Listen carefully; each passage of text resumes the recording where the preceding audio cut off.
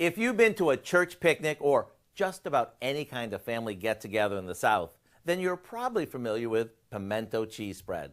Now, for those of you who aren't, it's simply a cream cheese and mayonnaise-based spread accented with mustard, chopped pimentos, and cheddar cheese that's good on just about anything. And when we team those flavors with our favorite deviled eggs, you can imagine how good they are. Let me show you how easy they are to make.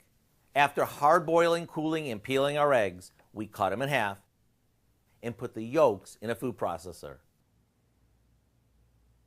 To that, we add a bit of mayo, cream cheese,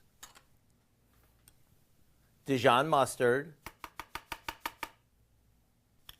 garlic powder, paprika, and of course, the star of this dish, some shredded cheddar cheese and chopped pimentos.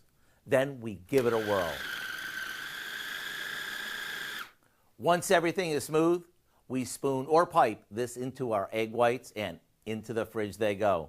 There you have it, 2 of our all-time favorites in one tasty dish. So with Easter only a week away, make sure you visit our website and get the step-by-step recipe for our pimento cheese deviled eggs.